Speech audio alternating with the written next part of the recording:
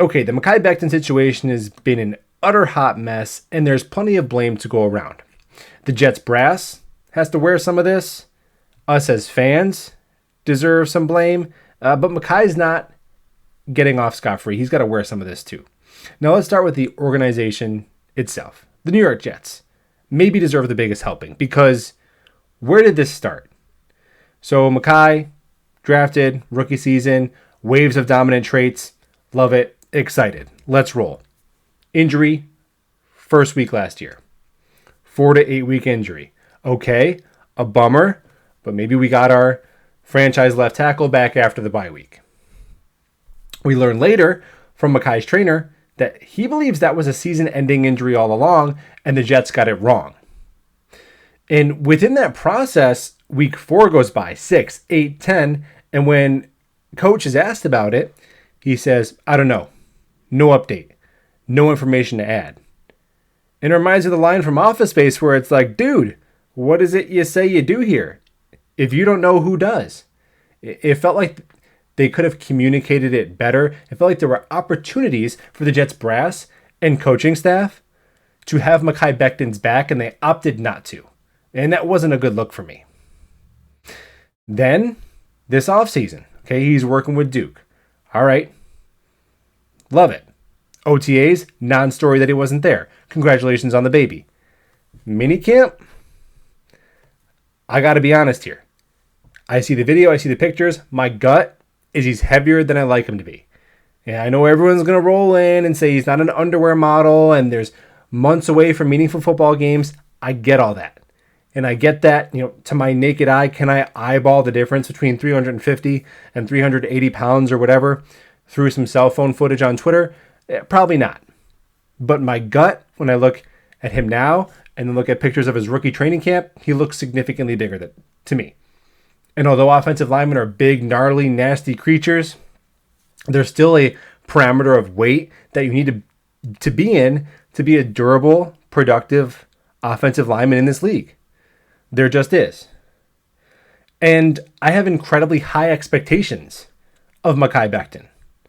So when I have incredibly high expectations of someone, that raises my standards for them. I'm a teacher and a coach.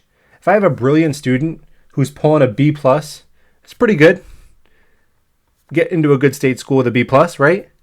But no, not for them, not if they're brilliant, because they're not living up to their ceiling, their potential. So yeah, I believe Mekhi Becton can be an elite football player, so I expected him to show up in elite shape, like another guy on the Jets has, who had a season-ending, devastating lower body injury. That's Carl Lawson. Coach saying Carl Lawson's relentless with his body, relentless with his approach, a consummate professional. Going out of his way to comment on Zach Wilson, doing everything right, quote unquote, looking beefy. Michael Flora on Denzel Mims, the best shape anyone's ever seen him in. So does that make me a hater because I'm disappointed that we're not hearing those things about Mekhi Becton? If it does, then so be it. If demanding excellence from people with excellent potential is being a hater, then so be it. Because if Carl Lawson's in great shape, why can't Mekhi Becton be?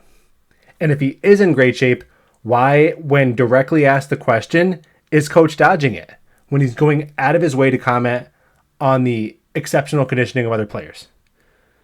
So Mekhi's got to wear some of that too. Now, finally, as fans, it's gone too far. To be concerned about Mekhi Becton's conditioning, to be bummed to not have him for a year, that's legitimate. It's gotten too personal, it's gotten too toxic, and it's gotten too much. Going into his page on Twitter and blasting him and calling him fat, or obsessing that he plays video games, or even some stuff that's really crossed the line, bringing his girl and his baby into it, just completely out of bounds. So if you're not in the Mekhi Becton fan club, that's totally fine. But you can't call yourself a fan when you're crossing boundaries and almost rooting against your own player to vindicate your negative take on him. And I feel like there's a small corner of Jets Twitter that is in that camp, and we got to be better than that. We're better than that as fans. We really are. We got some of the most educated and passionate fans in the world. And it's a bummer that that small percentage is kind of staining our reputation with this Mekhi Becton stuff. So that's where I'm at.